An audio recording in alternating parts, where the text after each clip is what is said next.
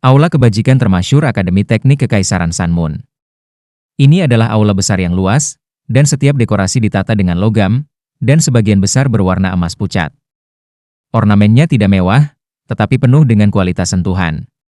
Papan bertulisan horizontal tergantung di bagian atas pintu masuk aula besar, dan para tokoh pucat emas yang sangat besar memiliki perasaan mengintimidasi tentang mereka, Aula Kebajikan Mulia. Berdiri. Ada seseorang yang duduk di kursi di tengah daerah bagian dalam aula besar. Dia terlihat tidak lebih dari 40 tahun, dan dia tidak tinggi, namun dia kuat. Cara yang lebih sederhana untuk menjelaskan penampilannya adalah dia pendek dan gemuk. Rambut panjang tidak cocok untuk seseorang dengan tubuh pendek dan montok, tetapi dia memiliki rambut panjang berwarna coklat kemerahan yang mengalir di belakang kepalanya, dan ini membuat lehernya yang pendek dan tebal semakin tidak jelas. Ada seseorang yang sujud di tanah, dan dia berdiri pada saat ini seolah-olah dia baru saja menerima amnesti besar. Tolong hukum aku, Hallmaster. Aku gagal memimpin tim menuju kesuksesan. Penampilan orang ini menjadi jelas begitu dia berdiri. Itu adalah guru yang telah mengarahkan siswa Sanmun Imperial Soul Engineering Academy ke final. Namun, wajahnya diliputi oleh kabut teror, dan tampak seolah-olah dia setakut mungkin. Pria parubaya yang pendek dan gemuk itu sebenarnya adalah Hallmaster Hall Kebajikan Termasyur, dan itu berarti dia juga adalah kakek Xiao Hongchen dan kakek Meng Hongchen. Seseorang tidak akan bisa mengetahui usianya murni dari penampilannya. Kamu tidak melakukan kesalahan apapun. Ada banyak kebetulan dan keadaan tak terduga yang tidak bisa kamu kendalikan. Terlebih lagi, kamu dan murid-murid kamu telah berbuah relatif banyak meskipun beberapa orang tewas. Adapun untuk Judgment Sword, aku secara pribadi akan mengunjungi Shrek Academy, karena kita tidak bisa membiarkannya berakhir di tangan mereka. Hasil kompetisi akbar itu ternyata mengecewakan, tapi aku tidak bisa repot-repot mengalahkan Akademi Shrek ketika mereka mengalami beberapa masalah internal. Kemurahan hati dan rahmat Hallmaster mengejutkan guru, karena temperamen Hallmaster tidak begitu lembut jika ingatannya baik. Dia mengangkat kepalanya dan mencuri pandang, dan dia menyadari bahwa ada senyum tipis di wajah Hallmaster yang gemuk, seolah dia tidak marah sama sekali. Terima kasih, Hallmaster. Hanya pada saat itulah guru yang bertanggung jawab berani menghela nafas lega. Suasana Hallmaster sepertinya berada di Cloud 9. Apakah kamu tahu hasil panenmu yang paling aku sukai? Guru yang bertugas menguji air dan berkata, apakah itu karena embrio jiwa buas yang berusia 100.000 tahun? Hallmaster menggelengkan kepalanya dan menjawab, tidak. Itu mungkin bagian dari panen, tetapi kita juga telah menyerahkan kekayaan dalam jumlah besar, sehingga hanya bisa dikatakan sebagai pertukaran yang adil. Tentu saja, embrio di tangan kita berbeda dengan embrio yang berakhir di tangan orang lain, tetapi itu juga membawa banyak masalah bagi kita.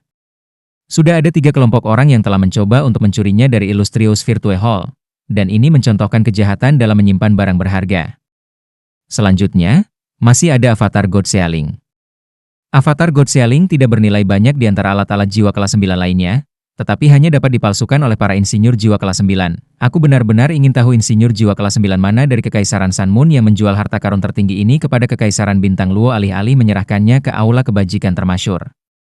Tatapan bermusuhan berkedip di mata Hallmaster ketika dia mengucapkan kalimat terakhir itu, dan ini sangat menakutkan bagi guru yang bertanggung jawab sehingga dia berlutut sekali lagi. Lanjutkan menebak, Hallmaster melanjutkan dengan suara polos. Butir-butir keringat berkobar di kepala guru yang bertanggung jawab. Mungkinkah itu informasi yang kami peroleh mengenai siswa Shrek Academy? Hallmaster menjawab, itu bisa dianggap bagian dari itu. 3 jiwa bela diri kembar, Akademi Shrek benar-benar luar biasa, dan mereka juga memiliki jiwa bela diri ultimate. Shrek Academy telah menyetujui pertukaran antara siswa kami masing-masing, tetapi berita dari kemarin menyatakan bahwa pertukaran itu harus didorong kembali karena beberapa alasan internal di Akademi. Mereka akan memutuskan penundaan yang tepat setelah penyelidikan mereka. Sepertinya mereka takut kita bergerak pada siswa mereka. Tetap saja, aku harus mengakui bahwa Shrek Academy adalah yang terbaik di seluruh benua dalam menarik bakat dan guru jiwa. Kasihannya. Namun, ini masih bukan takawai terbesar dari ekspedisi kamu. Guru yang bertanggung jawab sedikit tersesat ketika dia menatap Hallmaster dengan mata bingung. Hallmaster berangsur-angsur berdiri. Dia bahkan tidak setinggi 1,5 meter, tetapi ketebalannya pasti lebih dari 1,5 meter. Dia meletakkan tangannya di belakang punggungnya, dan ada jubah hitam yang mengalir bersulam pola emas menutupi perutnya yang besar. Dia melenggang di depan guru yang bertanggung jawab saat dia tiba-tiba mengangkat kakinya dan mengirimnya jatuh dengan tendangan. Satu-satunya alasan mengapa aku tidak akan membunuhmu adalah karena kamu telah membiarkan Meng Hongchen dan Xiao Hongchen menyadari bahaya dan urgensi dari kompetisi ini, dan mereka sekarang tahu saatnya untuk fokus dan bangkit. Mereka mengambil inisiatif dan meminta untuk berkultivasi tertutup ketika mereka kembali, dan itu adalah taka-awai terbesar dari ekspedisi kamu. Tersesat, dan jangan biarkan aku melihatmu dalam waktu dekat, jika tidak, aku akan mengingat semua anak yang telah meninggal, dan aku akan mengirimmu ke kubur untuk menemani mereka. Ya, guru yang bertanggung jawab merasa gembira bukannya merasa marah, karena dia tahu dia akan hidup. Dia bahkan tidak repot-repot bangun, dan hanya merangkak keluar dari ruangan. Alis Hallmaster berkerut saat dia melihatnya merangkak pergi. Tao Tie Douluo secara pribadi di Star Luo City untuk menahan benteng. Baik. Kita akan bertemu lagi selama turnamen duel Master Jiwa Mahkota lanjutan tingkat lanjut berikutnya 5 tahun kemudian, dan kita akan melihat apakah Tao Tie dapat menahan kodok ini. HMPH. Dia berbalik dan berjalan menuju bagian belakang aula. Dia berjalan melalui aula utama dan berhenti di depan patung logam di dekat tempat tertentu di dinding. Sebuah bola cahaya melintas di depan dadanya, dan sebuah tanda emas aneh tercetak di dinding di depannya seolah-olah itu baru saja terbang keluar dari dalam dadanya. Seluruh dinding tampak menjadi hidup pada saat berikutnya karena terbelah menjadi dua sisi, sementara roda gigi dan mesin berderak di dalam. Ada beberapa ria samar energi menakutkan yang berkedip-kedip ketika dinding pertama kali dibuka, tetapi Hallmaster tidak terpengaruh dan tidak bergerak dari awal hingga akhir. Dia melangkah ke celah, dan dinding menutup di belakangnya. Hallmaster tiba di ruang sunyi tanpa jendela sama sekali setelah 10 menit. Segala sesuatu di dalam ruangan ini juga terbuat dari logam. Langit-langit, lantai, dan dinding semuanya dipenuhi dengan patung-patung logam. Seorang insinyur jiwa akan dapat mengatakan bahwa patung-patung logam ini memiliki fungsi yang sama dengan susunan formasi, tetapi mereka sangat canggih dan memancarkan perasaan yang luar biasa dan elegan. Ada pilar logam persegi didirikan di tengah ruangan. Tiang logam tingginya sekitar 1,5 meter, dan ada benda yang diletakkan di atasnya. Itu adalah dasar kayu, dan ada beberapa ratus permata dari segudang warna bertatahkan di permukaannya. Sebuah bola udara bergelombang tipis di atas dasar kayu ini. Lingkup udara ini berwarna putih. Warna putih lembut menyerupai aliran udara, dan tampaknya ada beberapa bentuk berkilauan samar-samar di dalamnya, namun sulit untuk merasakan kedalaman atau kedalamannya hanya dengan melihatnya. Lingkaran udara ini terkondensasi, dan tampak melonjak ke kiri dan ke kanan, saat ia berusaha keluar dari beberapa penghalang. Basis kayu di bawahnya terus-menerus melepaskan penghalang cahaya keemasan pucat yang menyelimuti bola udara di dalam seluruh perjuangan, membuatnya tidak dapat membebaskan diri. Ya, pangkalan kayu ini adalah item terakhir lelang Starlight yang siap untuk ditawar altar penyembahan dewa, dan item yang disegel di dalamnya adalah embrio binatang buas jiwa berusia 100.000 tahun. Hallmaster menyipitkan matanya saat dia berdiri di depan altar God Sealing.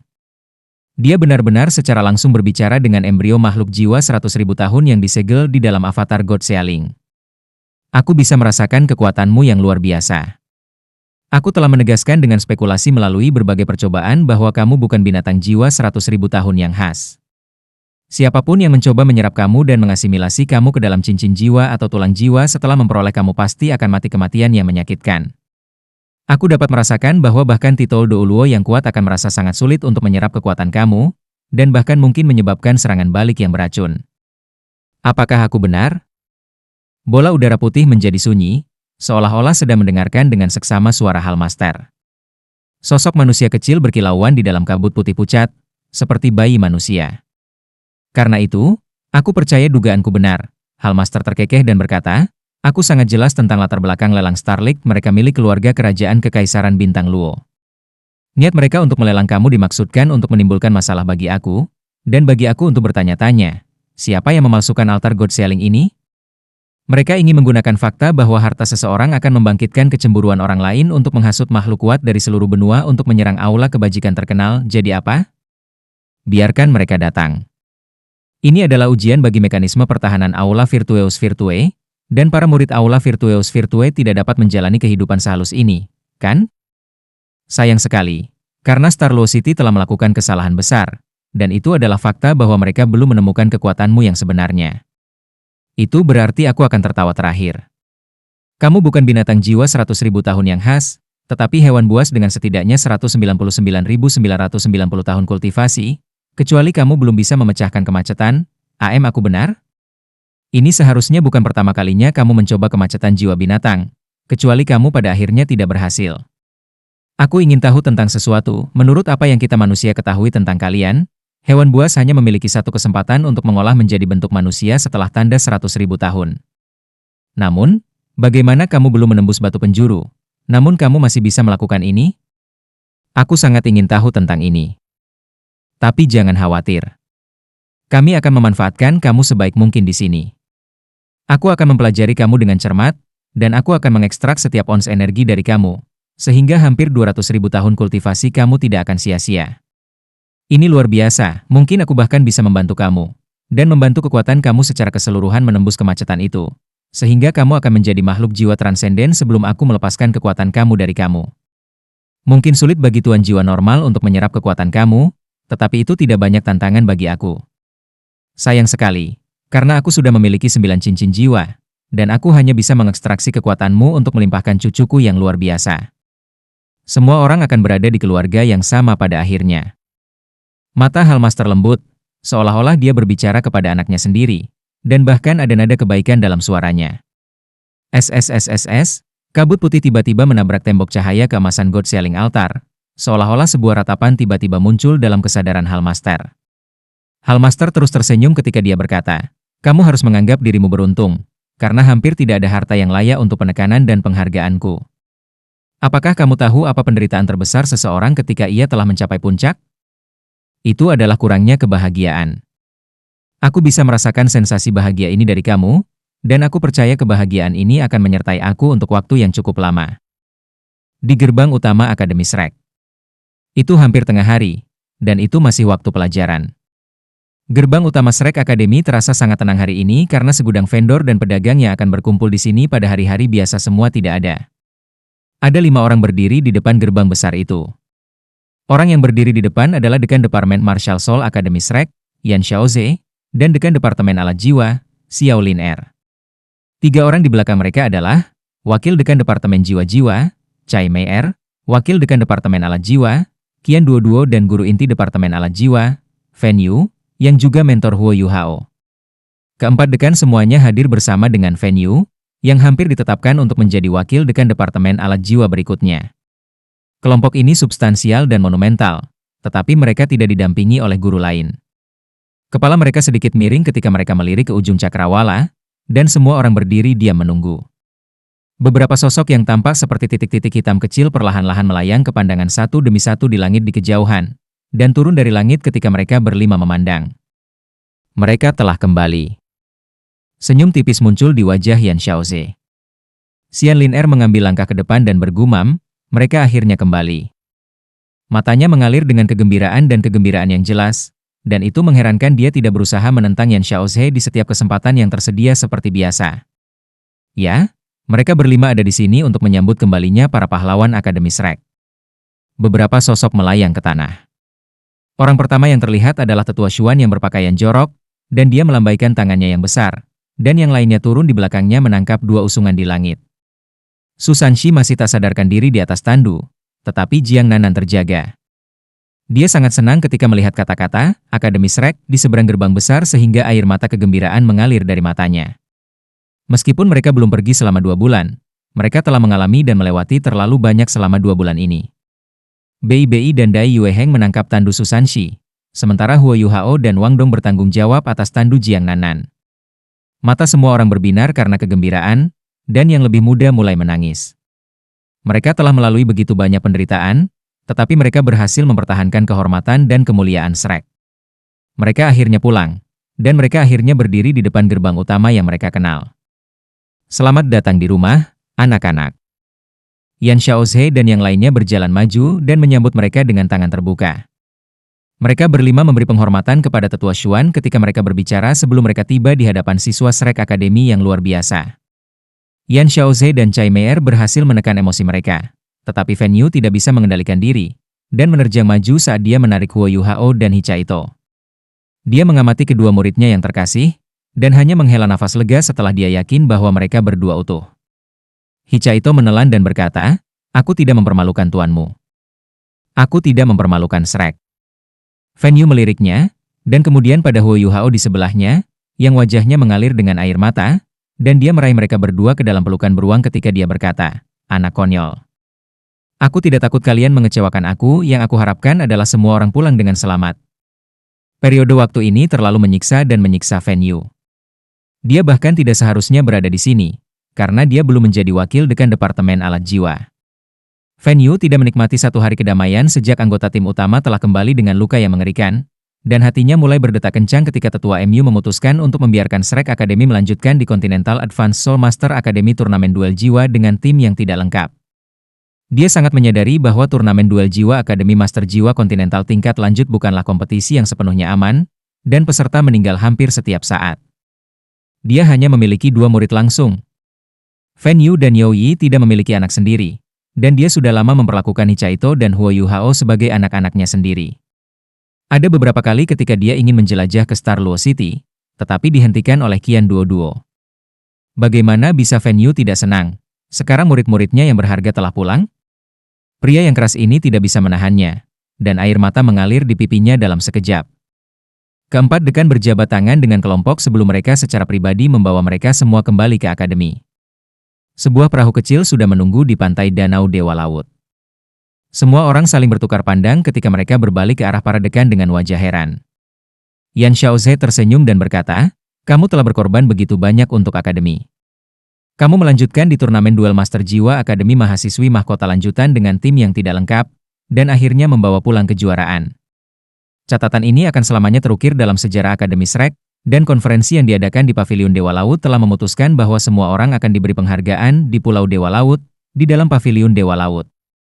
Baik Huo Yu Hao maupun Wang Dong tidak tahu tentang apa Paviliun Dewa Laut itu, tetapi Dai Yue Heng dan Ling Luochen sadar, dan mereka langsung bereaksi dengan sangat terkejut. Paviliun Sigot adalah lokasi utama Akademi Shrek untuk bisnis dan pertemuan resmi, dan itu juga merupakan perbendaharaan nyata Akademi Shrek. Rahasia teratas Akademi Shrek semuanya disimpan di sana, dan tidak ada yang diizinkan masuk selain tetua Paviliun Dewa Laut dan keempat dekan dalam keadaan normal. Kesempatan untuk memasuki Paviliun Dewa Laut adalah suatu kehormatan yang luar biasa. Baik Dai Yue Heng dan Ling Luochen belum pernah mendengar ada siswa yang diizinkan masuk ke dalam, dan ini adalah kasus bahkan untuk senior mereka yang berpartisipasi dalam turnamen duel jiwa Akademi Guru Mahkota Jiwa Canggih tingkat lanjut dan akhirnya membawa pulang mahkota. Semua orang naik ke kapal, dan Yan Xiaoze secara pribadi memeriksa kesehatan Su Sanxi. Dia segera menyampaikan perintah untuk Su Sanxi dan Jiang Nanan agar tetap berada di Pulau Laut Dewa untuk perawatan dan pemulihan. Huo Yu Hao tahu bahwa Paviliun Dewa Laut itu ada, tetapi dia tidak benar-benar tahu banyak tentang itu. Dia cemas dan bersemangat ketika dia diberitahu bahwa dia akan menginjakkan kaki di pulau itu.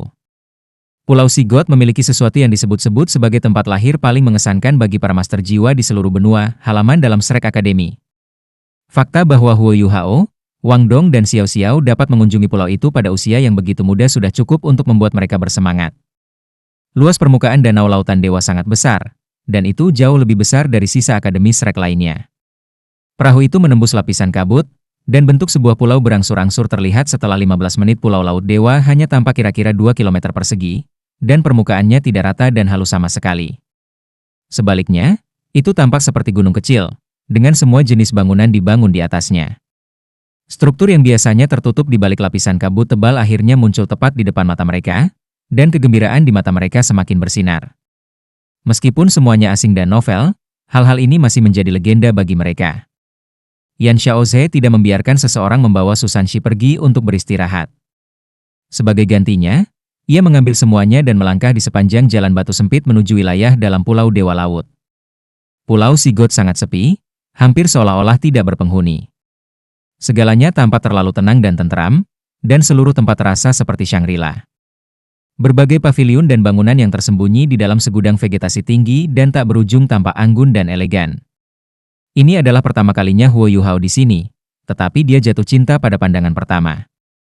Tumbuhan di sini memiliki sejarah lebih dari beberapa ribu tahun, dan beberapa pohon bahkan setinggi 100 meter. Udara di sepanjang jalan itu segar, dan semua vegetasi itu menghalangi penglihatan setiap orang. Ada perasaan misterius dan penuh teka-teki ketika mereka melenggang di sepanjang jalan setapak, seolah-olah mereka hanya di dalam gunung. Tidak butuh waktu lama bagi mereka untuk mencapai posisi di dekat puncak gunung, dan satu paviliun segera muncul di depan mata semua orang. Ini adalah bangunan 3 lantai, dan seluruh strukturnya berwarna abu-abu dan terbuat dari kayu. Tampaknya sederhana dan tanpa hiasan, namun ada nada perubahan di atasnya. Orang akan menyadari setelah pemeriksaan lebih dekat bahwa ada lapisan cahaya seperti minyak pada tubuh kayu struktur. Bangunan 3 lantai tingginya sekitar 10 meter, dan sama sekali tidak terasa megah atau megah. Namun, papan bertuliskan horizontal hitam tergantung dari bagian atas pintu masuk tingkat pertama, dan 3 kata emas bercahaya mengumumkan identitas bangunan Sigod Pavilion. Semua orang mengembangkan perasaan serius dan hormat ketika mereka melihat 3 kata ini. Dilihat dari kejauhan, Paviliun Dewa Laut tidak hanya dekat dengan puncak gunung, tetapi juga dekat dengan pusat pulau. Yan Xiaoze berhenti di depan pintu masuk Paviliun Dewa Laut dan berbalik ke arah anggota tim Shrek dengan senyum tipis di wajahnya. Aku tidak membiarkan Susanshi dan Jiang Nanan beristirahat karena aku ingin mereka memiliki pengalaman melangkah ke Paviliun Dewa Laut.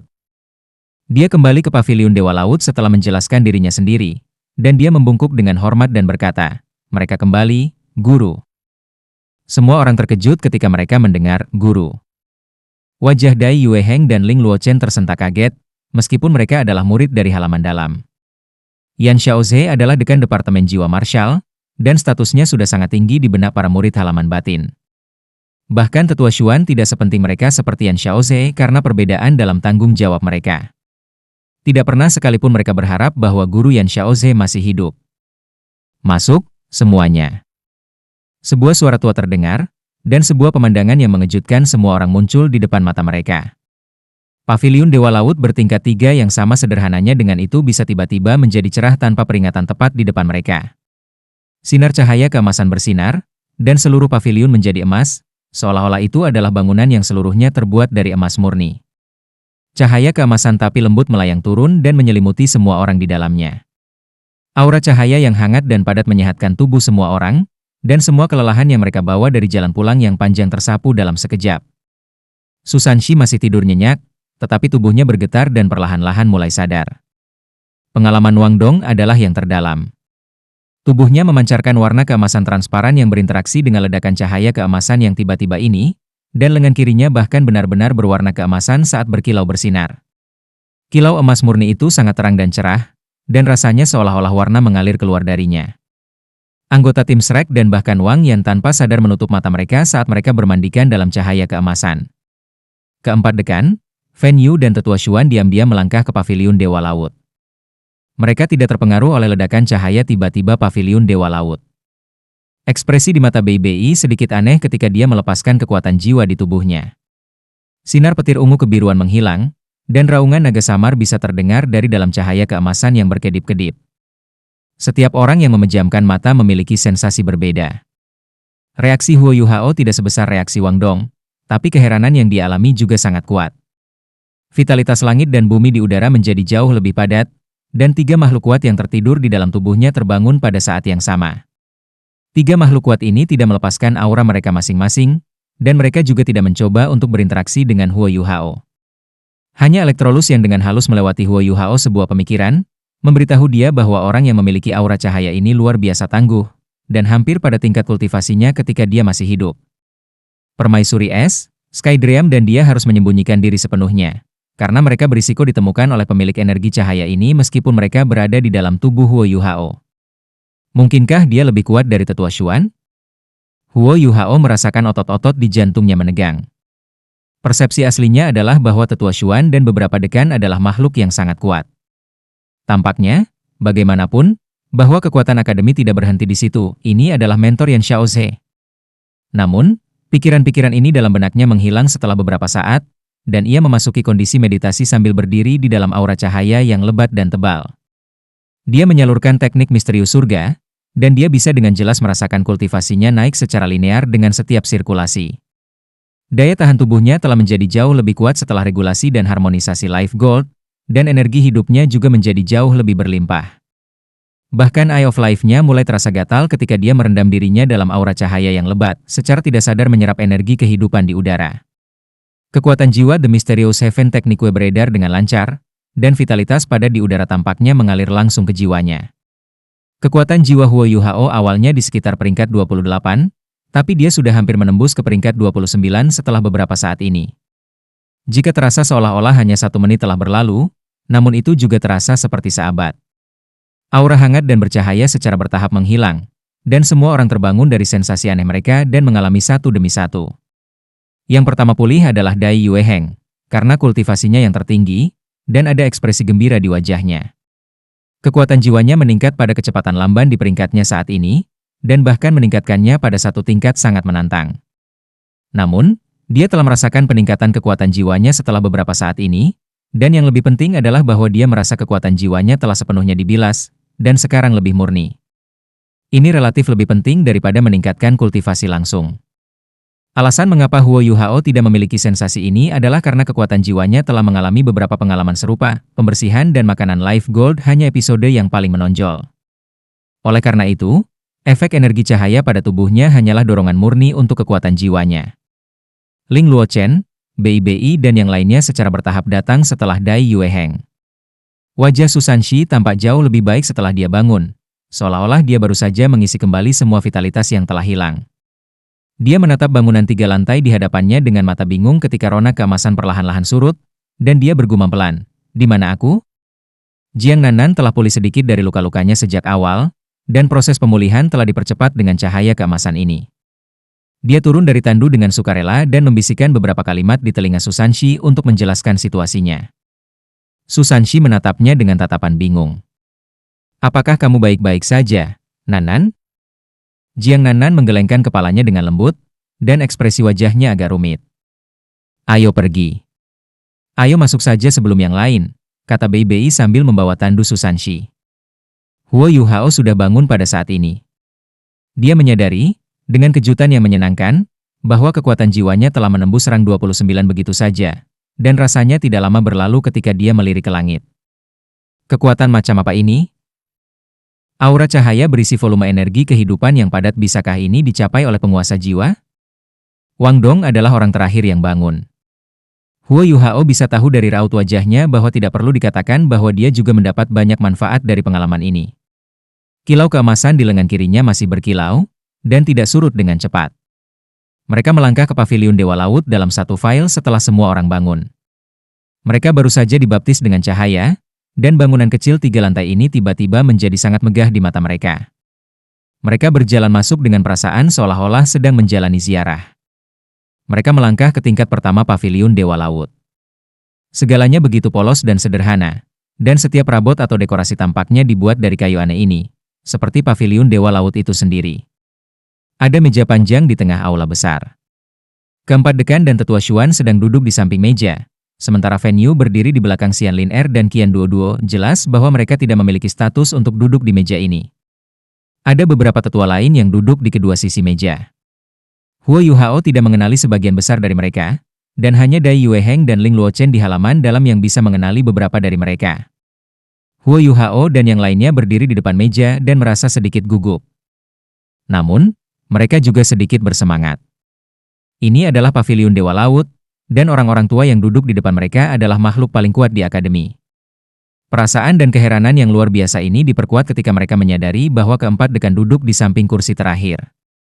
Yan Xiaoze tersenyum dan berkata, "Selamat datang kembali, anak-anak. Apakah kamu pernah mendengar ini atau tidak? Aku akan menjelaskannya kepada semua orang lagi." Paviliun Sigot adalah tempat tertinggi untuk bisnis dan pertemuan resmi, dan konferensi yang diadakan di Paviliun Sigot akan menentukan arah dan jalur akademi di masa depan. Semua orang di sini, selain keempat dekan, adalah tetua dari akademi, dan mereka masing-masing berkontribusi besar pada akademi. Kamu mewakili akademi dan muncul sebagai juara di turnamen duel jiwa Akademi Master Jiwa Kontinental lanjutan dengan tim yang tidak lengkap. Kami telah mendengar seluruh proses. Memberi semua orang kesempatan untuk datang ke sini adalah cara akademi untuk menunjukkan rasa terima kasih dan menghargai kalian. Kami berharap kamu akan terus bekerja keras dan tidak dikalahkan dengan bangga oleh apa yang telah kamu capai.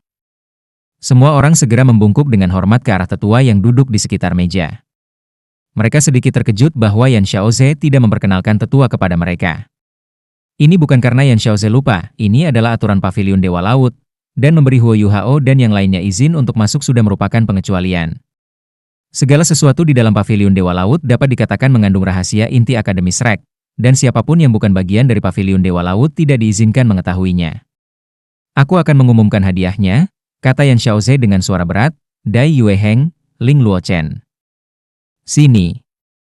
Dai Yueheng dan Ling Luochen membungkuk dengan hormat. Yan Xiaoze melanjutkan, kalian berdua adalah murid halaman dalam bersama dengan Emma Xiao Tao, dan kalian tidak bisa melindungi rekan-rekanmu saat menjalankan tugas pengawasanmu. Rekan satu tim kamu terluka parah, dan ini mempengaruhi partisipasi kami dalam turnamen duel jiwa Akademi Master Jiwa Kontinental lanjutan. Itu kesalahan besar. Dai Yueheng dan Ling Luochen sama sekali tidak melihat ini, dan mereka berdua menjadi pucat karena ketakutan. Wajah Yan Xiaoze menjadi hitam saat dia melanjutkan, apa? Kamu ingin membantahnya? Emma Xiao Tao dan Dai Yueheng adalah master jiwa tipe serangan utama tim. Apa yang seharusnya dilakukan oleh Tuan Jiwa tipe serangan?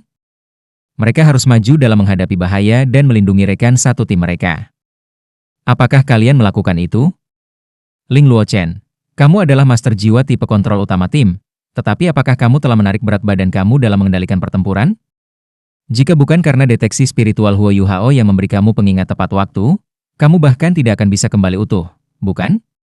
Aku dapat mengatakan dari situasi selama waktu itu bahwa rekan-rekan kamu terluka karena rasa puas diri kamu, dan karena kamu meremehkan musuh. Kamu adalah murid-murid halaman dalam Akademi Shrek, dan apakah pertempuran itu kecakapan yang seharusnya kamu tampilkan? Bahkan siswa luar halaman tahu prinsip bahwa kamu harus memberikan yang terbaik bahkan jika kamu lebih kuat, tetapi bagaimana dengan kalian? Dai Yueheng dan Ling Luochen menurunkan kepala mereka dari teguran Yan Xiaoze. Mereka tidak berani membalas ucapannya yang mengintimidasi, dan itu tidak membantu bahwa Dekan mengatakan yang sebenarnya. Suara Yan Xiaoze menjadi sedikit lebih ramah. Kalian mengikuti tim untuk berpartisipasi dalam turnamen duel jiwa Akademi Master Jiwa Kontinental lanjutan setelahnya. Kamu berhasil melatih kekuatan bertarung yang cukup karena waktu yang cukup yang diberikan oleh kinerja teladan tim cadangan untuk kamu pulih dan merawat luka-luka kamu, dan pada akhirnya membantu tim untuk memenangkan kejuaraan. Akademi sangat menyadari pencapaian ini. Namun, kamu adalah murid halaman dalam, dan kamu juga merupakan bagian dari tim utama resmi, jadi kalian akan menerima hadiah yang relatif lebih kecil. Prestasi kamu akan membatalkan kesalahan kamu, dan kami tidak akan memasukkannya ke dalam catatan kamu dan file kasus kami. Kami berharap kamu akan mempelajari pelajaran kamu dari ini, dan ingat bahwa hidup ini berharga, tidak ada yang bisa memiliki yang lain. Terima kasih, Din. Dai Yueheng dan Ling Luochen menghela nafas lega.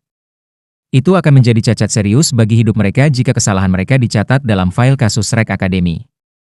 Perbedaan antara murid-murid halaman dalam dan mereka yang dari halaman luar adalah bahwa murid-murid halaman dalam dianugerahi dengan semua jenis sumber daya, dan mereka menerima mentor dan ajaran terbaik. Akademi tentu akan mengharapkan lebih dari mereka dibandingkan dengan siswa halaman luar. Ini adalah alasan utama mengapa Yan Xiaoze menyatakan bahwa mereka akan menerima hadiah lebih sedikit daripada tim cadangan, meskipun semua orang adalah bagian dari tim yang memenangkan kejuaraan.